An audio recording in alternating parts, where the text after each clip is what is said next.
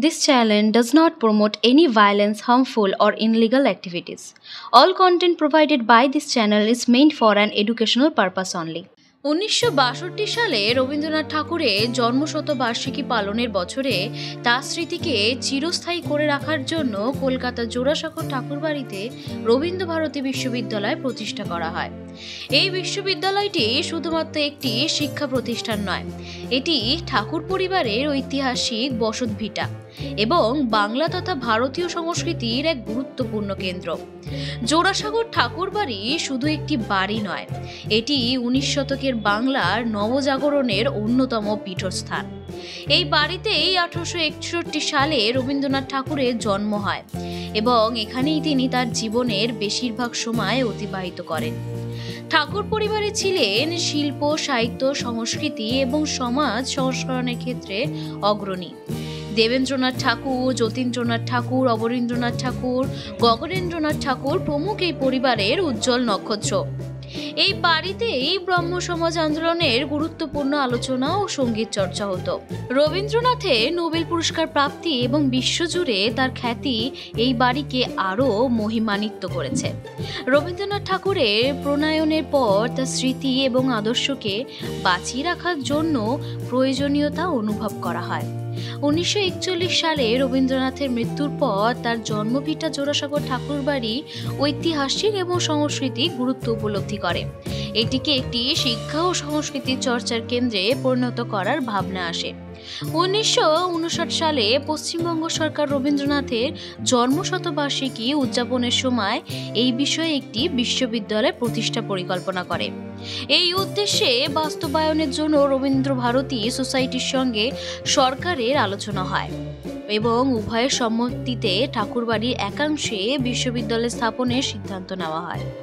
অবশেষে 1961 সালে Rabindra Bharati act pass হয় এবং 1962 সালে 8ই মে রবীন্দ্রনাথ ঠাকুরের জন্মশতবার্ষিকীর দিনে আনুষ্ঠানিকভাবে রবীন্দ্রভারতী বিশ্ববিদ্যালয় উদ্বোধন করা হয়। এই বিশ্ববিদ্যালয় প্রতিষ্ঠার প্রধান উদ্দেশ্য ছিল রবীন্দ্রনাথ ঠাকুরের দর্শন, সাহিত্য, শিল্পকলা, সঙ্গীত এবং নাট্যকলাকে বিশেষভাবে অধ্যয়ন এবং প্রচার করা। তৎকালীন প্রধানমন্ত্রী জওহরলাল নেহরু এই বিশ্ববিদ্যালয় উদ্বোধন করেন। রবীন্দ্রভারতী বিশ্ববিদ্যালয় মূলত 3টি প্রধান অনুষদ দিয়ে গঠিত।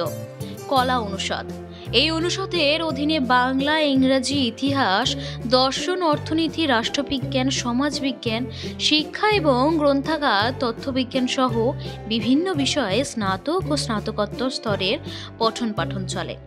চারুকলা অনুষদ, এই অনুষদে চিত্রকলা, ভাস্কর্য, গ্রাফিক্স, মৃৎশিল্প এবং শিল্পের ইতিহাস নিয়ে পড়াশোনা হয়। নৃত্য, নাটক ও সঙ্গীত অনুষদ, এই অনুষদে রবীন্দ্রনৃত্য, মণিপুরী নৃত্য, ভারতনাট্যম, কথাকলি নাটক এবং রবীন্দ্রসঙ্গীত, কণ্ঠসঙ্গীত, বাদ্যযন্ত্র বিষয়ে প্রশিক্ষণ দেওয়া হয়। এই বিশ্ববিদ্যালয়টিতে রবীন্দ্রনাথ ঠাকুরের জীবন ও কর্ম সম্পর্কিত গবেষণারও সুযোগ রয়েছে। বহু দেশি ও বিদেশি ছাত্রছাত্রী এখানে রবীন্দ্রনাথকে জানার ও বোঝার জন্য আসেন। জোড়াসাঁকোর ঠাকুরবাড়ি শুধু বিশ্ববিদ্যালয়ের একটি ক্যাম্পাস নয়, এটি একটি জীবন্ত ইতিহাস। এখানে রবীন্দ্রনাথের ব্যবহৃত জিনিসপত্র, তার আঁকা ছবি, পাণ্ডুলিপি এবং ঠাকুর পরিবারে অন্যান্য সদস্যদের স্মৃতিচিহ্ন সযত্নে সংরক্ষিত আছে। এই বাড়িতে একটি সংগ্রহশালা, রবীন্দ্রভারতী মিউজিয়াম রয়েছে, যা পরিদর্শকদের ঠাকুর পরিবারের ইতিহাস এবং রবীন্দ্রনাথের জীবন ও কর্ম সম্পর্কে জানতে সাহায্য করে। বিশ্ববিদ্যালয় বিভিন্ন অনুষ্ঠানে, বিশেষত রবীন্দ্রনাথের জন্ম ও মৃত্যুবার্ষিকীতে এই বাড়ি সেজে ওঠে এবং সাংস্কৃতিক অনুষ্ঠানে মুখরিত হয়ে থাকে। জোড়াসাঁকো ক্যাম্পাস ছাড়াও রবীন্দ্রভারতী বিশ্ববিদ্যালয়ে আরও একটি প্রধান ক্যাম্পাস রয়েছে, যা ইমার্ট এমারাল্ড বাওয়ার্ন ক্যাম্পাস নামে পরিচিত। এটি কলকাতার বিটি রোডে অবস্থিত এবং এখানে কলা ও সমাজবিজ্ঞান অনুষদের বিভিন্ন বিভাগ রয়েছে। বর্তমানে রবীন্দ্রভারতী বিশ্ববিদ্যালয় পশ্চিমবঙ্গের একটি গুরুত্বপূর্ণ শিক্ষা ও সংস্কৃতির কেন্দ্র হিসাবে পরিচিত। এটি শুধুমাত্র পঠন পাঠনে সীমাবদ্ধ নয়, বিভিন্ন সাংস্কৃতিক কর্মকাণ্ড, সেমিনার, আলোচনা সভা এবং প্রদর্শনীর মাধ্যমে রবীন্দ্রনাথের আদর্শ ও সৃষ্টিকে নতুনভাবে প্রজন্মের কাছে পৌঁছে দেয়। এই বিশ্ববিদ্যালয়টি বাংলা সংস্কৃতি ও ঐতিহ্যকে ধরে রেখেছে এবং বিশ্বজুড়ে রবীন্দ্রনাথের বাণী ও শিল্পকলার প্রচার প্রসারে গুরুত্বপূর্ণ ভূমিকা পালন করছে।